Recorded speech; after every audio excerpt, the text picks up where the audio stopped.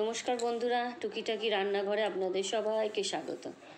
আজকে আমি একটা পটলের সুন্দর রেসিপি নিয়ে আপনাদের কাছে হাজির হয়েছি। সিম্পল অথচ দারুণ টেস্টি একটা রেসিপি। পটল দেখলে নিয়ে নিয়েছি, পটলের দুটো সাইডে অল্প অল্প করে কেটে নেবো। দুটো সাইডে খুব বেশি কাটবো না, দুটো সাইডে অল্প অল্প করে কাট লাগিয়ে নেবো। যেমন আমরা পটল আর পটলের খোলাগুলো সুন্দর করে কেটে নিয়েছি। এখানে আমি একটা পেস্ট বানিয়ে নেবো। পেস্টের মধ্যে এখানে 1.5 চামচ মৌরি, 1 ইঞ্চি আদা, একটা কাঁচা লঙ্কা দিয়ে প্রথমে একদম জল না দিয়ে 2-3 বার ঘুরিয়ে নেবো। নেবার পরে তারপর অল্প জল দিয়ে এটাকে স্মুথ পেস্ট বানিয়ে নেবো। এবার কড়াই বসিয়ে দিয়েছি। কড়াইয়ের মধ্যে আমি পটলগুলোকে ভেজে নেবো। হলুদ দেবো না, পটলগুলোকে আমি লবণ দিয়ে একটু ভেজে নেবো। পটলগুলো ভেজে নিলে খেতে ভালো লাগবে, তাই পটল ভেজেই রান্না করবেন অবশ্যই। লবণ দিয়েই ভাজবো, হলুদ 1 ফোঁটাও দেবো না এখানে, অল্প লবণ দিয়ে ভেজে নেবো। এই রেসিপিটা কিন্তু দারুণ টেস্টি একটা রেসিপি। গরম ভাতের সঙ্গে নিরামিষ দিনে খুব ভালো লাগে। নিরামিষ দিনে যে কোনো পটলের রেসিপি, নিরামিষ রেসিপি থাকলে খুব ভালো লাগে ভাতের সঙ্গে। তো এটাও সম্পূর্ণ নিরামিষ রেসিপি। এই তেলের মধ্যে আমি এবার একটু কালো জিরে দিয়ে দেবো। কালো জিরে দেবো একদম খুব সামান্য, 1/2 চামচেরও কম, কারণ আমি এখানে খুব বেশি পটল নিইনি, 7-8টা পটলই নিয়েছি। তো সেই হিসাবে 1/2 চামচের একটু কম আমি কালো জিরে দিয়ে দিলাম। দেবার পরে আমি যে পেস্টটা বানিয়ে রেখেছি, আদা, মৌরি আর কাঁচা লঙ্কা, এই পেস্টটা দিয়ে দেবো। দিয়ে ভালো করে আমি এটাকে কষাবো।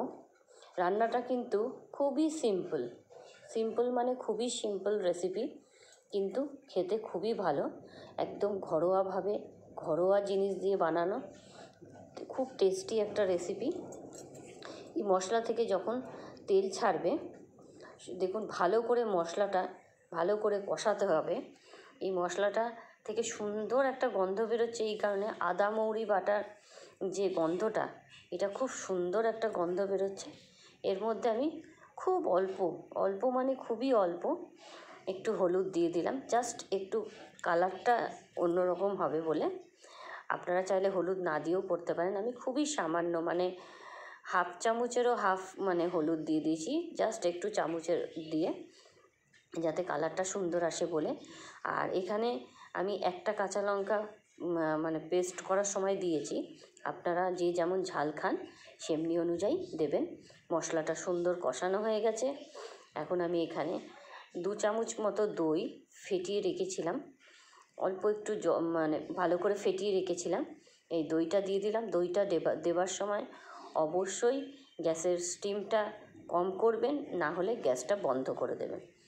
দইটা দিয়ে ভালো করে মিক্সড করে নিই। তারপরে দইয়ের মধ্যে থেকে যখন তেল ছাড়বে, দইটা দিয়েছি, দেওয়ার পরে দেখুন একদম যখন তেল ছাড়বে, মশলাটা ঠিক দইয়ের জল টল সব টেনে এইরকমভাবে মশলাটা যখন হয়ে যাবে, একদম তেল ছেড়ে আসবে, তখন এর মধ্যে আমি অল্প লবণ দিয়ে দিলাম।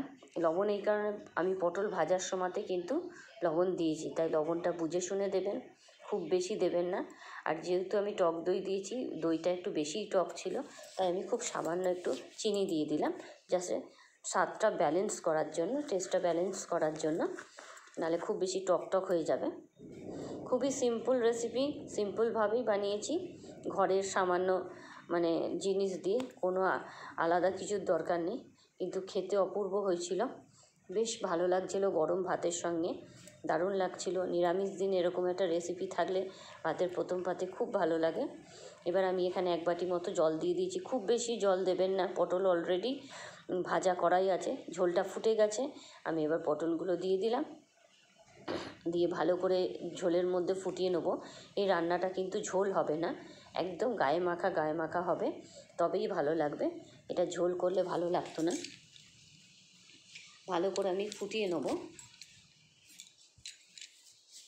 দেখুন পুরো রান্নাটা একদম ভালো করে এইভাবে, একদম পটলের গায়ে যাতে লেগে যায়, এইভাবে একদম ভালো করে 2-4 মিনিট করলেই হয়ে যাবে। বেশি, কারণ পটল ভাজা আছে, সিদ্ধ আছে, বাস পুরো রান্নাটা আমার রেডি। দারুণ সুন্দর একটা রেসিপি। এটা হলো মৌরি পটল, মৌরি দিয়ে করেছি বলে এর নাম রেখেছি মৌরি পটল। খেতে কিন্তু অপূর্ব লাগে। আর কেউ চাইলে টমেটো দিতে পারেন, আমি টমেটো দিইনি, দই দিয়ে করেছি। অনেকে যদি দই না থাকে টমেটো দিয়েও করতে পারেন। দারুণ টেস্টি লাগছিল গরম ভাতের সঙ্গে খেতে। বাচ্চা বড় সবার খুব ভালো লাগবে এই রেসিপিটা। একটু ঝাল ঝাল, একটু মিষ্টি মিষ্টি, আর আদা মৌরির গন্ধটা দারুণ লাগছিল। তো অবশ্যই একবার ট্রাই করবেন। নতুন বন্ধু যারা দেখছেন আমার ভিডিওটি, অবশ্যই চ্যানেলটিকে সাবস্ক্রাইব করবেন। আর সাবস্ক্রাইব করে বেল আইকনটি প্রেস করতে ভুলবেন না। লাইক করবেন, শেয়ার করবেন, কমেন্ট তো অবশ্যই করবেন। যারা ফেসবুক থেকে দেখছেন তারা আমার পেজটি ফলো করার অনুরোধ রইল। আর নতুন নতুন বন্ধুরা অবশ্যই আমার চ্যানেলটিকে সাবস্ক্রাইব করবেন। দেখুন পুরো রান্নাটা কমপ্লিট একদম। মৌরি পটল আমার রেডি গরম ভাতের সঙ্গে। এইভাবে একবার বানিয়ে দেখুন, একদম গায়ের মধ্যে লেগে থাকবে মশলাগুলো। এইভাবেই নামাবেন। ভালো লাগছিল খেতে ভাতের সঙ্গে মেখে, বেশ দারুণ লাগছিল। তো কমেন্টে জানাবেন কেমন লাগলো। আজকের জন্য এতটুকুই। আবার আপনাদের সঙ্গে দেখা হবে নতুন কোনো রেসিপি নিয়ে। Bye bye.